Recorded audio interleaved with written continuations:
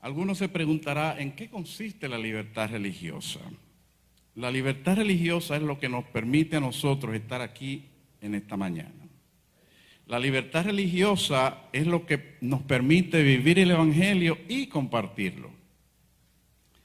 No hay realmente libertad religiosa si no hay libre expresión, si no hay libertad de pensamiento. Por eso es que la libertad religiosa y la libertad de expresión van unidas. Donde no hay una, no hay la otra, generalmente. Así que necesitamos entender el concepto de libertad religiosa a la luz del Evangelio. ¿Y qué es el Evangelio? En esta ocasión yo voy a dividir el tema en dos secciones, dos grandes secciones. En la primera parte nosotros vamos a explorar lo que es el Evangelio. El Evangelio es un mensaje de libertad. ¿Cómo dije? El Evangelio es un mensaje de libertad. Y yo quiero en esta mañana iniciar, me voy a olvidar del reloj, y olvídense por favor del reloj, porque vamos a estudiar la palabra de Dios en esta mañana. Vamos a estudiar, comenzando por el libro de Isaías. A propósito, estamos estudiando en la escuela sabática el libro de Isaías, que tiene 66 capítulos, de la misma forma que nuestra Biblia tiene 66 libros. Y esta vez vamos a ir a Isaías 61, versículos 1 al 3. 61, 1 al 3 del libro de Isaías. Pero antes yo quiero implorar una vez la bendición del Señor sobre su palabra en nosotros. Padre de amor, en esta mañana de sábado, Señor, queremos agradecerte por la oportunidad que nos das de abrir tu palabra y de aprender de ella. Dirígenos en nuestro estudio en el nombre de Jesús. Amén. Amén. Isaías 61, 1 al 3. El Espíritu de Jehová el Señor está sobre mí, porque me ungió Jehová. Me ha enviado a predicar buenas nuevas a los abatidos, a vendar a los quebrantados de corazón, a publicar libertad a los cautivos y a los presos apertura de la cárcel, a proclamar el año de la buena voluntad de Jehová y el día de venganza del Dios nuestro, a consolar a todos los enlutados. Versículo 3. A ordenar que a los afligidos de Sión se les dé gloria en lugar de ceniza, óleo de gozo en lugar de luto, manto de alegría en lugar del espíritu angustiado, y serán llamados árboles de justicia, plantío de Jehová para gloria suya. Amén. Así que Isaías sabemos que es el profeta evangélico que describe en muchos pasajes la obra de Jesús, el Mesías. Y en este pasaje describe claramente cuál sería la misión de Jesús. Primeramente nos dice que Jehová el Señor me ha ungido. ¿Cuándo fue Cristo ungido? A mí me gusta hacer preguntas porque recuerden que yo fui maestro por toda mi carrera y me gusta saber que me están escuchando y que me están siguiendo. ¿Quién fue ungido en ocasión de su bautismo en el río Jordán? Fue Jesús. Dice la Biblia que cuando Jesús salía del agua, vino el Espíritu Santo en forma de paloma, se posó sobre él y se oyó una voz del cielo, la voz del Padre que decía ¿qué? Este es mi Hijo amado, en cual tengo contentamiento. La Biblia explica que después de ese ungimiento del Espíritu Santo, Jesús salió a hacer su obra. ¿Cuál fue la obra de Jesús? Aquí lo dice, precisamente lo dice Isaías 61, 1 al 3. La obra de Jesús, las buenas nuevas a los abatidos. ¿Qué significa buenas nuevas? Evangelio. El Evangelio es la buena nueva de salvación, la buena noticia de la salvación, que consiste en ¿qué? En publicar libertad a los cautivos, a los presos apertura de la cárcel y proclamar el año de buena voluntad de Jehová. ¿Lo hizo eso Jesús a través de su ministerio? Por supuesto que sí. Jesús anduvo haciendo bienes todo el tiempo, sanando a los enfermos, consolando a los afligidos, llevando esperanza a los que no tenían ninguna. Ese fue el trabajo de Jesús a través del Espíritu Santo y la dirección del Padre. Jesús le llevó las buenas nuevas del Evangelio y ese fue su ministerio terrenal cuando estuvo aquí, llevar el Evangelio de salvación a todos los seres humanos. Esa es la buena nueva del Evangelio, las buenas noticias. Cristo también publicó el año de buena voluntad, el año de buena voluntad, porque Cristo desea liberarnos. Dice en Juan 8:36, si el Hijo os libertare, seréis ¿cómo? Verdaderamente libres. Déjeme decirle que la peor esclavitud es la esclavitud del pecado, ¿cierto? Hay personas que han caído presos y dicen, no, yo soy libre, estoy preso pero soy libre, porque mi mente no la pueden doblegar. Leí hace algún tiempo que en los campos de concentración de la antigua Unión Soviética, cuando una persona iba a la Siberia, iba posiblemente condenado a pasar en el exilio 10, 20, 30 años, lo que fuera. Le decían, no vas a llevar nada contigo, pero toma un objeto, puede ser una foto de la esposa o del hijo, o puede ser un lápiz, una pluma, llévala contigo. Y usted se preguntará, ¿por qué? Lo que pasa es que como no tenía nada, ese preso, cuando quisieran doblegarle su mente para que hiciera y creyera lo que ellos le dijeran, le iban a decir, bueno, I'm sorry, te lo vamos a quitar. Porque ese era el único objeto que lo ligaba con su pasado. El único objeto que lo ligaba con el pasado era ese pequeño objeto y esa era la forma de ellos manipularlo. Pero el que está en Cristo no hay forma de que le quiten de su mente la idea de que tiene salvación en Cristo. No hay forma. Esa esperanza que está aquí no hay forma de que nadie, dice Pablo, ni principados ni potestades, nadie me puede apartar del amor de Cristo. Esa es la libertad del Evangelio. Y aquí se proclama el año de buena voluntad. Yo creo que el 2020 fue un año muy difícil para todos. Comenzamos, para esta época estábamos nosotros, vamos a tener este año, 2020 es el año de Visión 2020. Ustedes se acuerdan, todo el mundo con el 2020 aquí, Visión 2020. Terminamos el año con las narices y la boca tapadas. De Visión 2020 pasamos a terminar de esa forma. Por eso yo creo que este año va a ser el año de libertad. Este año tendremos esperanza. Este año el Señor nos dice, mira, este es el año donde el manto de alegría se te va a dar en lugar del espíritu angustiado. Dios va a sanar a su pueblo. No solo de la pandemia, sino de cualquier problema que tengamos. Dios quiere sanar nuestro espíritu.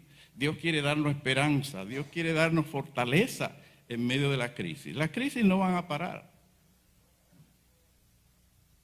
Déjeme decirle, de una forma u otra, las crisis no van a parar. Vendrán otras crisis. Si una termina, viene la otra, porque eso fue lo que dijo Jesús. Esas son las señales que nos anticipan en el tiempo en que vivimos. Así que yo quiero ahora explorar cómo funciona la libertad que nos da Cristo. ¿Cómo recibimos libertad en Cristo? Y para entender cómo funciona la libertad en Cristo, nosotros vamos a recurrir a varios pasajes del Evangelio. Nos van a enseñar estos pasajes cómo funciona la mecánica de la libertad que recibimos en Cristo. Si no entendemos eso, no vamos a poder entender en qué consiste lo demás. Así que primeramente vamos a ir nosotros al libro de Lucas, capítulo 17, del 11 al 19. Este pasaje nos va a ilustrar a nosotros algo importante que debemos saber de entrada. Jesús Dios nunca nos otorga la libertad sin nuestra autorización y nuestra participación. Jesús pide que mostremos fe y deseo de ser libres y que sigamos sus instrucciones. Así que vamos a ir al relato de los 10 leprosos que se encuentra en Lucas 17, 11 al 19. Fiel a su misión, Cristo, como ya dijimos, andaba sanando a los enfermos. Y vemos en este relato lo siguiente, Lucas 17, 11 al 19. Dice así: yendo Jesús a Jerusalén, pasaba entre Samaria y Galilea. Y al entrar en una aldea, le salieron al encuentro 10 hombres leprosos. ¿Cuántos? 10. Los cuales se pararon de lejos, no de cerca. Los leprosos eran personas que estaban destinadas a vivir aislados para no contaminar a los demás. Versículo 13. Y alzaron la voz diciendo: Jesús, Maestro, ten misericordia de nosotros. Cuando él los vio, les dijo: id, mostraos a los sacerdotes. Y aconteció que mientras iban, fueron, ¿qué cosa? Limpiados. Entonces uno de ellos, viendo que había sido sanado, volvió glorificando a Dios a gran voz. Y se postró su rostro en tierra a sus pies, a los pies de Jesús, dándole gracias, y este era samaritano. Respondiendo Jesús dijo: ¿no son 10 los que fueron limpiados? ¿Y los 9? ¿Dónde están? ¿No hubo quien volviese y diese gloria a Dios sino este extranjero? Y le dijo al samaritano: levántate, vete, tu fe te ha salvado. Tremendo milagro de Jesús. Tremendo milagro. Pero vamos ahora a desglosar este incidente. Vamos a desglosarlo. Primeramente, vemos que allí vienen estos leprosos donde Jesús y hacen una oración a gran voz. Una oración a gran voz. Todas las oraciones que hacemos a Jesús son contestadas. Todas. A veces no escuchamos voz audible que Dios nos diga: ok, te voy a contestar, pero Dios tiene su tiempo, tiene su lugar, y Dios decide sí o no, o espera un poquito. Pero todas las oraciones Dios las contesta. Así que estos leprosos alzan la voz y piden misericordia de Jesús. Ahora observen ustedes lo que sucede. Imagínense la escena. No tenemos aquí 10 personas, no lo vamos a hacer. Pero imagínense, los leprosos están en fila. 10. Y yo pienso en ellos a veces, tenía la tendencia a pensar en ellos como en la milicia. Ustedes han visto los militares que cuando están en atención y a veces van a marchar, levantan un pie así y comienzan así. Yo pensé en eso, pero dije, mejor no lo pienso así. Porque Jesús no le está dando una orden militar a ellos. Jesús no le dijo: vayan al templo. Jesús le está explicando a ellos, Jesús le está dando una instrucción a ellos. Jesús no le dice que se van a sanar cuando lleguen al templo. ¿Se lo dijo Jesús? No. Jesús le dice simplemente, observen lo que dice Jesús. Jesús le dice en el versículo 14, id, mostraos a los sacerdotes. Nada más. Entonces, quédese observando. No fue una orden de Jesús, fue una instrucción. Yo estoy usando la palabra con mucho cuidado. Porque a veces creemos que los mandamientos de Dios son órdenes que Dios nos da porque Él quiere simplemente que obedezcamos. Pero Jesús le está diciendo a ellos, en otras palabras: ¿ustedes quieren realmente ser libres de la lepra? Hagan lo que yo les digo, para que les vaya bien, para que sanen. No es un capricho mío. Los 10 mandamientos no son un capricho de Dios, es simplemente una instrucción de Dios. Entonces observen lo que pasa. Están ahí alineados los 10 leprosos, observe bien, están en fila. Imagínense. Entonces, los 10 leprosos al mismo tiempo dan el primer paso. Ahora yo les voy a hacer una pregunta a ustedes. Ese primer paso que ustedes dan, porque ellos van, ¿dónde ellos van? Van a los sacerdotes, van al templo. Ese primer paso que usted está viendo, ¿es una manifestación de fe? ¿Es un paso de fe? ¿O es una manifestación de obras? ¿De obras o de fe? De fe. De fe. Sin embargo, lo que usted está viendo es a 10 leprosos que dan un paso. Usted está viendo la manifestación de la fe. Usted no sabe que la fe está en su corazón, pero usted intuye que para dar el primer paso hay que tener ¿qué cosa? Si no, no hubieran dado el paso. Así que por eso cuando ese solito que viene al final, vamos a hablar de eso más adelante, viene, Jesús le dice, tu fe te ha salvado. Alguien podría argumentar que se salvaron por obras. Obedecieron. Ahora, observe usted lo que pasa, porque ahora ustedes cayeron en la trampa. Si ustedes me dicen a mí que los 10 leprosos dieron un paso y que ese paso era un paso de fe, ustedes me están diciendo a mí que los 10 leprosos tenían fe, ¿sí o no? ¿Ven? Cayeron en la trampa. ¿Y por qué uno solo se salvó? Vamos a ver cómo es que funciona el evangelio. Los 10 leprosos tienen fe. Perfecto, tienen fe. Jesús le dice, vayan, muéstrense a los sacerdotes en el templo. Los leprosos eran intocables en aquellos días, ya lo hemos dicho. Tenían que vivir alejados de la sociedad, apartados. No podían asistir al templo. Jesús lo sabía y ellos lo sabían.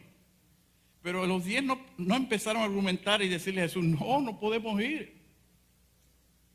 ¿Qué hacía un leproso cuando iba al templo y se mostraba a los sacerdotes? Normalmente lo que buscaba era que el sacerdote le diera un certificado de sanidad. Si el sacerdote lo examinaba y determinaba que estaba sano, el leproso podía reintegrarse a la sociedad, ir a su casa, volver a su familia, hacer su vida normal. Así que observen lo que sucede. Jesús le dice, vayan y muéstrense al sacerdote. Y dice la Biblia que por el camino, ¿cuándo sucede el milagro? ¿Cuándo iban? ¿No sería que Jesús no quería que el milagro se hiciera en presencia de los sacerdotes para que los sacerdotes recibieran el crédito? ¿No sería que Jesús no quería que ellos entraran al templo para que dijeran, este templo tiene algo, este templo es sagrado, al pisar el templo me sané? No, Jesús no quería eso. No son los objetos, no son los lugares, no son las personas los que dan sanidad. Y por ahí hay personas que alegan, yo me sané después que me unté esto, después que me puse esto, No, Jesús es quien sana. Jesús es que tiene poder. Así que, observen ustedes esto. Ya hemos dicho que todos tuvieron fe. Y ya hemos dicho que la fe fue primero que las obras y que todos tuvieron fe. Sin embargo, hay un problema. Observen, vamos a describir en nuestras palabras lo que asumimos que sucedió, porque la Biblia no da todos los detalles, pero es obvio. El proceso es el siguiente. Por el camino sucede el milagro. Los 10 comienzan a celebrar, me sané, estoy sano, la alegría. Entonces, no sabemos si los 10 fueron y se mostraron al sacerdote o si aquel samaritano allí mismo se devolvió y fue donde Jesús. Yo asumo que eso fue lo que pasó.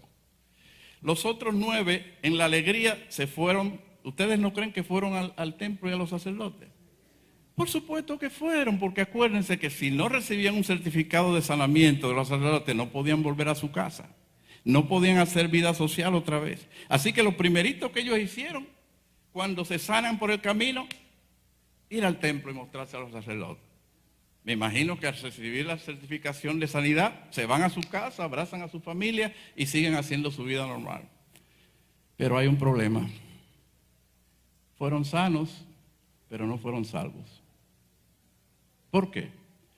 Aquel samaritano, yo sé que él fue también de los sacerdotes eventualmente, pero él antes de nada volvió donde Jesús, ¿a qué? A darle las gracias. Y yo asumo que fue más que darle las gracias, reconocerlo como su Señor y Salvador. Porque Jesús le dice a él, tu fe te ha salvado. Entonces, amigos y hermanos, tenemos aquí una situación. Hay que asumirlo así, porque así es que lo presenta la Biblia.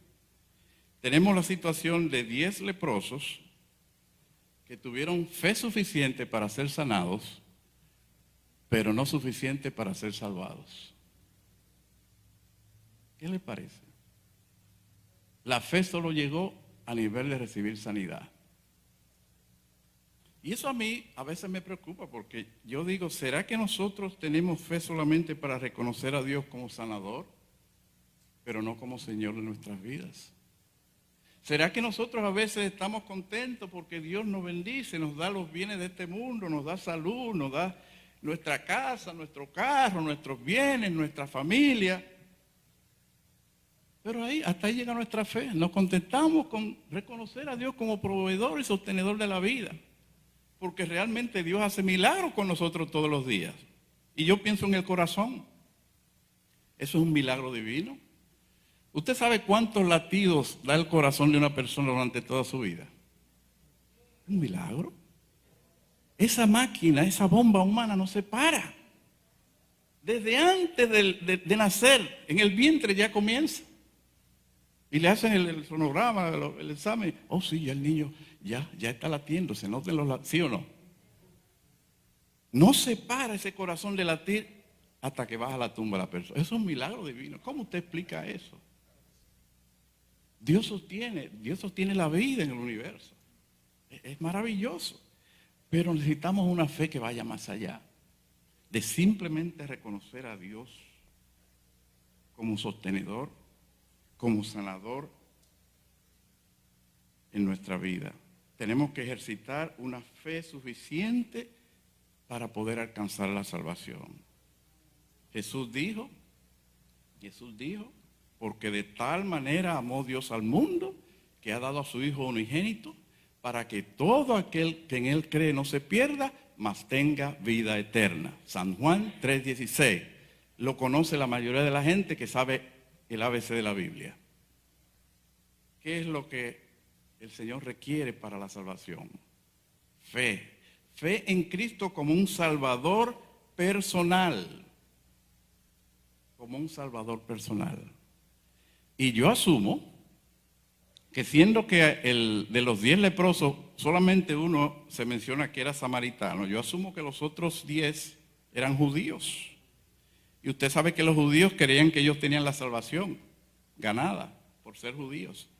Y es curioso que los samaritanos aparecen en tantos incidentes de los evangelios, porque Jesús quiere hacer claro que este asunto de salvación no tiene nada que ver ni con nacionalidad, ni con color de piel, ni con estatus social, ni con riqueza, ni con sabiduría, ni con nada. Es simplemente una relación personal que usted tiene con Jesús, una relación de fe, y entonces Jesús puede decir de usted, tu fe te ha salvado. Así que este hombre llega, dice la Biblia, volvió glorificando a Dios a gran voz. Y se postró su rostro en tierra a los pies de Jesús, dándole gracias. ¿Es importante la alabanza? Es importante la alabanza. Aquí en el templo, fuera del templo, donde sea. Pero Dios acepta esa alabanza cuando sale de un corazón agradecido por la salvación. No es que Él se salvó por alabar a Dios. Ese no fue el caso. Él se salvó porque la fe de Él alcanzó para no solamente ser sano, sino para volver atrás y aceptar a Jesús como su Salvador. La fe de los otros 9 solamente llegó para recibir las bendiciones de Dios. Qué interesante, ¿eh? Qué interesante. Tu fe te ha salvado. Todos hicieron obras movidos por la fe. Todos dieron el primer paso. Pero solo uno se salvó.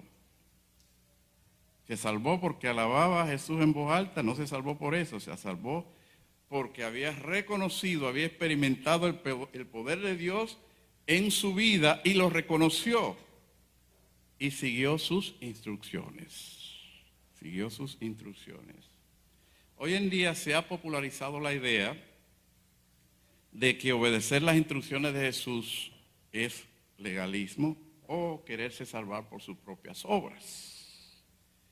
Ahora, yo pregunto, ¿a alguien se le ocurriría decir que el que maneja su vehículo por la autopista obedeciendo las señales de tránsito es un legalista porque está haciendo eso? A nadie se le ocurriría decir eso. Yo lo hago por mi seguridad personal, para no tener accidente. Alguien diría, oh no, lo está haciendo para congraciarse con la policía. Eso es ridículo. No lo está haciendo para congraciarse con la policía, no lo está haciendo por legalismo, lo está haciendo por su propio bien. Así que cuando Dios nos da instrucciones, Dios pone delante de nosotros la opción de obedecer esas instrucciones o no obedecerlas. Ese es el meollo, ese es el centro de la libertad religiosa, tal como lo presenta el Evangelio y la Biblia. Aquellos 10 leprosos podían decir, pues mira, ¿sabe qué? Jesús, nosotros no podemos ir hasta que no seamos sanos. Tú sabes muy bien que no podemos entrar al templo así en esta condición como estamos. Así que sánanos ahora y nosotros vamos después. ¿Dijeron ellos eso? No, ellos simplemente ejercieron fe. Ejercieron fe. ¿No le acuerdas eso a usted de la historia del pueblo de Israel frente al Mar Rojo? Están frente al Mar Rojo. Dios lo había sacado de Egipto porque en Egipto no podían ni guardar el sábado. No tenían libertad religiosa en Egipto. Cuando están frente al Mar Rojo, hay montañas a la derecha, montañas a la izquierda, al frente está el Mar Rojo y detrás viene el faraón con el ejército. ¿Y cuál fue la orden que Dios le da a Moisés? Dile al pueblo que marche. Pero Señor, ahí hay un mar. Algunos que han querido ridiculizar la Biblia, gente que se dedica a ridiculizar la Biblia, dicen, no, eso fue que por esa área del Mar Rojo, en el oriente, el mar está bien bajito. Ellos pasaron porque el mar es bajito por ahí. Entonces alguien le preguntó, ok, tú dices que el mar era bien bajito y por eso pasaron. ¿Y por qué el faraón trató de pasar con su ejército y se ahogaron todos?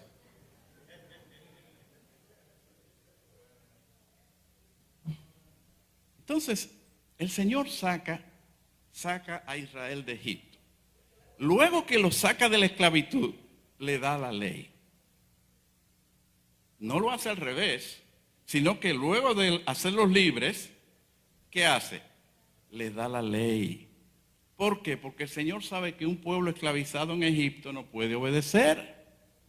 Ellos no podían guardar el sábado ni hacer nada, y ellos eran esclavos. Lo único que ellos sabían era que los jefes de ellos, los esclavistas, les decían que tenían que trabajar. Eso era todo. Y Dios dice, no, ustedes van a salir de aquí, yo los voy a sacar con mano fuerte. Y Dios los sacó y después le dice, miren, ustedes quieren seguir siendo libres. Esta es la condición. Sigan mis reglamentos, sigan mis instrucciones y ustedes van a ser un pueblo libre y feliz. Lo triste de la historia es que Israel muchas veces escogió no obedecer. ¿Y qué cosechó? Según el Antiguo Testamento. Ser esclavo en Babilonia por 70 años. Templo destruido. Destierro, cuando se destruye el templo más adelante otra vez, el segundo templo. Destierro, fueron dispersados. Entonces Dios lo que quiere es que a través de la obediencia nosotros le mostremos que tenemos fe en su palabra, fe en que Él sabe lo que es mejor para nosotros. No es que nosotros estamos tratando de ganarnos la salvación. Ya Dios nos dio la salvación. Dios nos libertó en Cristo Jesús. Así que seguir las instrucciones de Jesús no es ser legalista. Es simplemente extender la mano para recibir la bendición. Yo le digo a Franklin, yo te voy a regalar esta Biblia. Pero Franklin se queda en su asiento. Te la voy a regalar y yo voy allá y se la presento. Pero él se queda así. No la toma en su mano. ¿La va a recibir? No la va a recibir. Tienes que hacer algo, tú tienes que cooperar, tú tienes que extender la mano para recibirla.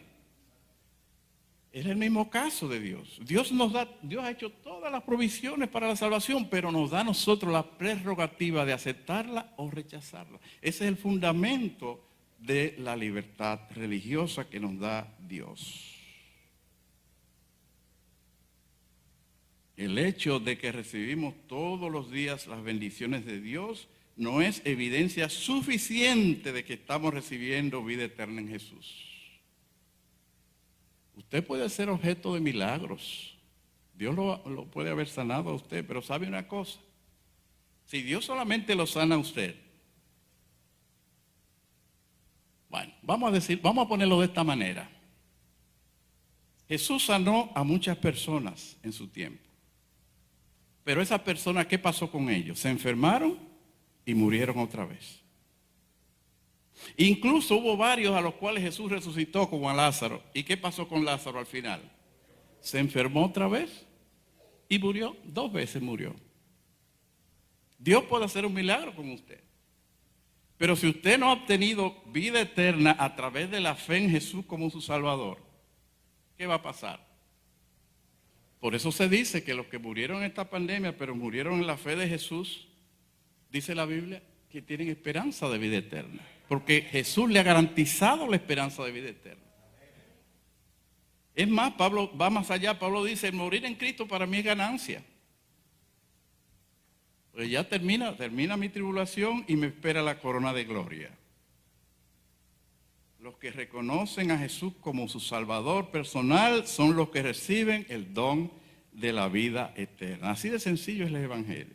Ahora, en esta parte yo quiero mostrar, ya para terminar, el hecho de que Dios no nos obliga a aceptarle. Dios no nos obliga a aceptarle. Dios no nos obliga a ejercer fe salvadora en Él, aún en el caso de que Él efectúe milagros con nosotros. Me voy a explicar. Los milagros, de hecho, no son prueba de nada. La Biblia dice que cuando Jesús venga va a haber algunos que van a decir, no que a ellos le hicieron milagros, sino que ellos hicieron milagros en el nombre de Jesús. ¿Y qué va a decir Jesús? No los conozco a ustedes. Sencillamente no los conozco. Ahora bien, mientras Dios no obliga a nadie a creer, los milagros no son obligándonos a creer. Dios nunca fuerza la conciencia, ni siquiera a través de hacer milagros. Pero Satanás está listo y presto a doblegar la conciencia a través de la fuerza, si es necesario. Esa es la obra del enemigo. Dios nos libera, Dios libera nuestra voluntad. Pues Dios sabe que no podemos obedecer si no somos libres. Porque cuando Satanás esclaviza, Él no deja libres a sus presos en el sentido de que los presos no tienen libertad de elección. Cuando Adán y Eva pecaron, ya Adán y Eva habían perdido la facultad de elegir, de obedecer sin que Dios se la diera, se la devolviera, porque estaban cautivos por Satanás. Vamos a tomar un ejemplo. Siendo que el esclavo no tiene libertad propia, tenemos que ser liberados. Pero Dios no anula la capacidad que tenemos en todo momento Ustedes recuerdan cuando se estaban yendo los discípulos de Jesús y mucha gente se fue. Eso fue después del sermón fuerte aquel que la gente decía, esta palabra es muy dura, no podemos oírla. Y dice la Biblia que comenzaron a irse algunos y Jesús dijo, ¿ustedes quieren irse también? Le dijo a los 12. ¿Y qué dijo Pedro? Bueno, Señor, pero ¿y a quién iremos? Porque tú tienes palabra de vida eterna. Pero Jesús le daba la libertad. Si ustedes quieren irse, váyanse. Ustedes no están aquí obligados. Ahora, Satanás sí. El espíritu de Satanás es el espíritu de doblegar la conciencia y obligarla. Vamos a Lucas 9, 51 al 56. Allí nos relata un caso interesante que sucedió con los hijos del trueno. Dice así, cuando se cumplió el tiempo en que él había de ser recibido arriba, afirmó su rostro para ir a Jerusalén y envió mensajeros delante de él, los cuales fueron y entraron en una aldea de los samaritanos. Aquí están los samaritanos otra vez. ¿Qué les parece? Y dice que era para hacerle preparativos. Estoy en Lucas 9, 51, 56. Versículo 53. Mas no le recibieron. ¿Quiénes no le recibieron? Los samaritanos esta vez no le recibieron a Jesús. Porque su aspecto era como ir a Jerusalén. Hay mucha gente que dice, no, Jesús a mí no me... Eso es a otro que Jesús bendice, eso es a otro que Jesús le da salvación. Yo soy muy poca cosa, Jesús no se interesa por mí, pero fíjense que ese no es el caso. Parecía que Jesús, su aspecto era como ir a Jerusalén y los samaritanos dijeron, él es de ellos, él se va con ellos, nosotros no lo vamos a recibir. Viéndolo esto sus discípulos, Jacobo y Juan, que según Marcos 3:17 Jesús lo había apodado los hijos del trueno. ¿Ustedes creen que lo apodó los hijos del trueno por buena cosa? A Juan y Jacobo. ¿No eran fáciles? No eran fáciles y ven por qué. Ellos dijeron, viendo esto sus discípulos, dijeron, Señor, ¿quieres que mandemos que descienda fuego del cielo, como hizo Elías, y los consuma? No eran fáciles. Entonces, volviéndose él, les reprendió diciendo, vosotros no sabéis de qué espíritu sois, porque el Hijo del Hombre no ha venido para perder las almas de los hombres, sino para salvarlas. Amén. El incidente de Elías no es el incidente de cuando Elías baja fuego del cielo en el Monte Carmelo. No, es otro incidente en el cual un rey apóstata manda a apresar a Elías, una compañía de 50 soldados, y el capitán de los 50 soldados le dice, profeta de Dios, baja de allá arriba. Eso está en 2 Reyes 1 al 17. Profeta de Dios, baja de allá. Y dice Elías, sí, si yo soy profeta de Dios, que se descienda fuego del cielo y lo consuma a ustedes. De allí mismo, viene un segundo grupo, porque el rey insiste en apresarlo. La segunda compañía otra vez. La misma historia, en el mismo lugar. Profeta de Dios, baja. Sí, si yo soy profeta de Dios, que descienda fuego del cielo. Segunda compañía se fue. Viene la tercera compañía, porque el rey insistía. ¿Y qué pasa? El capitán es más sabio. Dice, profeta de Dios, ten misericordia de nosotros. No queremos morir. Se salvaron.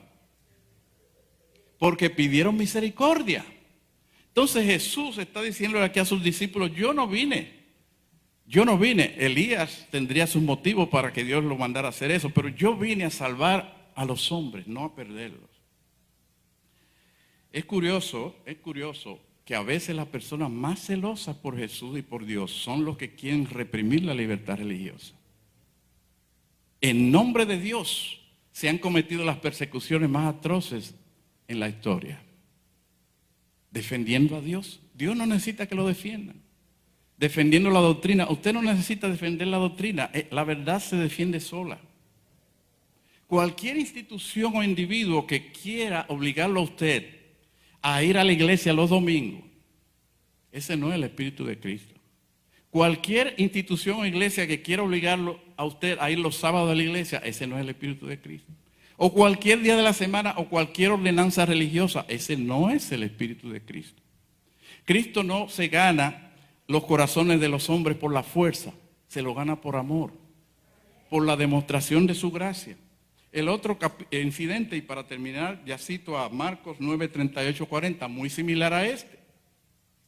Esta vez es Juan. Qué celoso era Juan. Qué celoso era el hijo del trueno. Esta vez es Juan. En Marcos 9, 38, 40, Juan le respondió diciendo: Maestro, hemos visto a uno en tu nombre, echaba demonios, pero él no nos sigue. Y se lo prohibimos porque no nos seguía. ¿Y qué dijo Jesús? No se lo prohibáis, porque ninguno hay que haga milagro en mi nombre que luego pueda decir mal de mí. Porque el que no es contra nosotros, por nosotros es. Otra vez aquí está el hijo del trueno. Otra vez está el superceloso de Dios, queriendo obligar a la gente. Ese no nos sigue. Me imagino que si Juan hubiera tenido Facebook, dice, bueno, aquí todo el mundo tiene que seguir al maestro. Tiene que darle like, porque si no es fuego del cielo. ¿Y qué dice Jesús? Déjalo. Esto es voluntario. Ahora, Jesús amaba a Juan. Y lo paradójico es que ese hijo del trueno se convirtió en el discípulo amado. Ese hijo del trueno eventualmente llegó a ser el discípulo que mejor reflejaba el carácter de Cristo. Ese hijo del trueno fue transformado a nivel de que escribió 3 cartas donde el amor es lo fundamental. Juan, el ex hijo del trueno. Así que, hermanos y amigos, el Señor nos quiere tratar con misericordia y con amor. Somos como los 10 leprosos, buscando sanidad, buscando salvación. Jesús solamente pide que abramos nuestro corazón, que lo dejemos entrar, pero Él no nos obliga. Si alguien quiere obligarnos, ese no es el Espíritu de Cristo. La verdadera libertad religiosa que Dios nos otorga y nos ofrece es que voluntariamente abramos nuestro corazón al Señor para que el Señor lo transforme.